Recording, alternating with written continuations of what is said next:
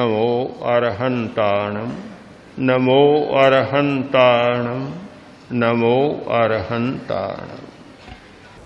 तीसरी परिभाषा, सोना समस्या है और जागना समाधि। समस्या है सोना, हम सोते हैं यह बड़ी समस्या है, जागते हैं यह समाधि है। समाधि चैतन्य का अनुभव, समाधि जागरण और समाधि है संवर।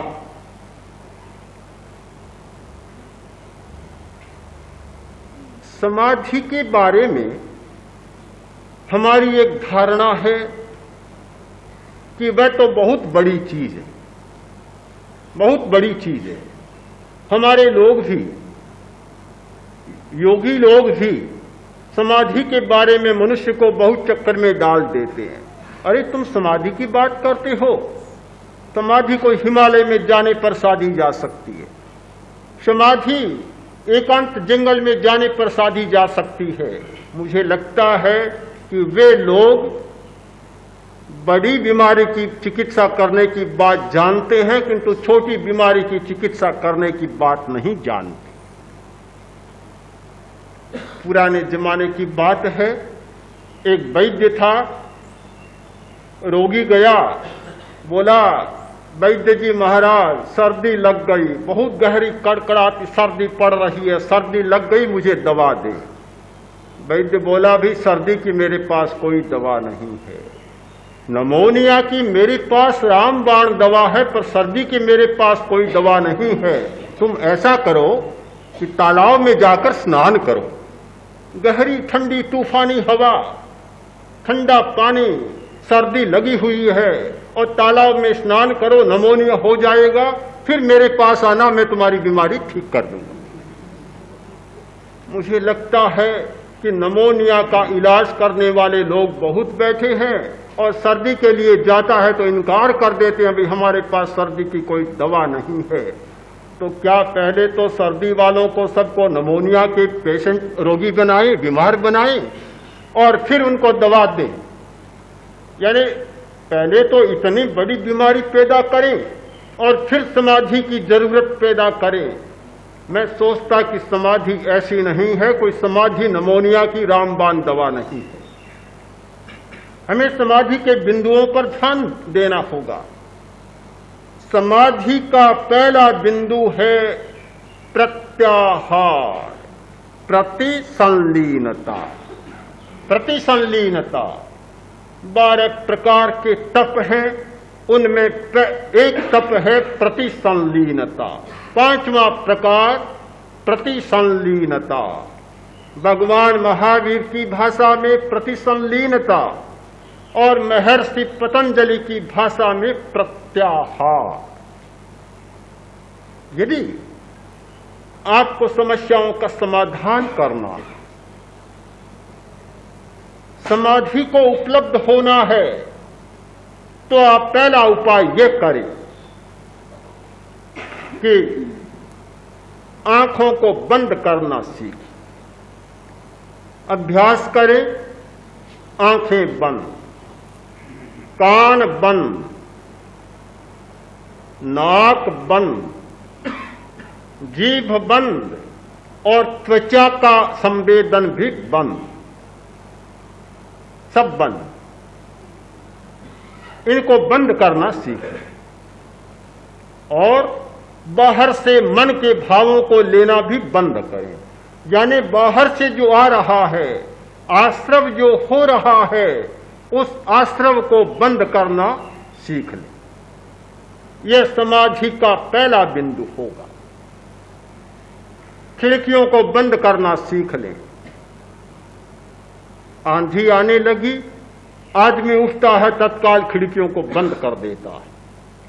भीतर वर्षा का पानी आने लगा, खिड़कियों को बंद कर देता है। धूप आने लगती है तो खिड़कियों को बंद कर देता है। बंद करना भी एक समाधि का उपक्रम है। बंद करना भी समाधि का एक सूत्र है। कि हम दरवाजों को, खिड़कियों को बंद करना भी सीखें। बंद कर दें। फिर प्रश्न हुआ कि यह बंद कब तक किया जाएगा, खिड़कियों को बंद कब तक रखा जाएगा। ठीक है, दुर्गंध आई और खिड़कियों को बंद कर दिया, दुर्गंध में कमी हो गई, दुर्गंध आनी बंद हो गई, किंतु साथ साथ में जो अच्छी हवा आ रही थी वह भी तो बंद हो गई। खिड़कियों को बंद कब तक रखा जाएगा? क्या आदमी सदा आंख मूंद कर जिए? क्या आदमी सदा कान में कपड़े के या रुई के जो बनाए हुए सिक्के हैं वे डालकर जिए?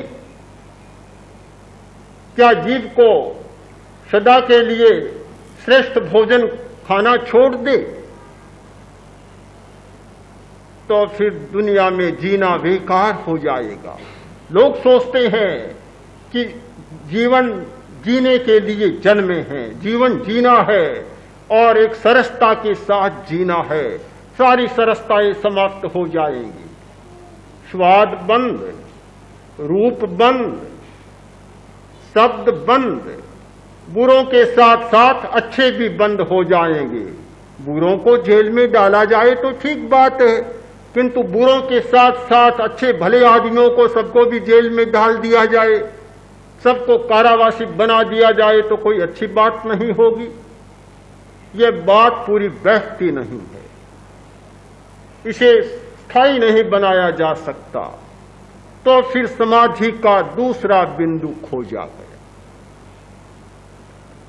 ठीक बात है, खिड़कियों को सदा के लिए बंद नहीं रखा जा सकता, आंखों और कानों को सदा के लिए बंद नहीं रखा जा सकता। तो फिर क्या करें? विकास हुआ, अगला चरण विकसित हुआ, आने दो, जो आता है उसको आने दो। स्वाद आए, रूप आए, शब्द आए, जो भी आए, इंद्रियों को अपने विषयों को लेने दो, भीतर जाने दो, मन में जो भी विचार आए आने दो, किंतु एक चेतना को जागृत करें, ऐसी चेतना को जागृत करें कि जो भी आए उनको जान ले, जान ले, किंतु उनके साथ यह प्रियता और अप्रियता को न जोड़े। चेतना को इतना सामायिक में ले जाएं, चेतना को इतना समता में ले जाएं, इतनी सामायिक का अभ्यास कर ले कि आने वाले आए, अच्छा आए तो भी स्वागत और बुरा आए तो भी स्वागत, जो भी आए उसका स्वागत, किंतु हमें कोई लेना देना नहीं, आने वाला आए और फिर चला जाए। समाधि का दूसरा बिंदु है समता।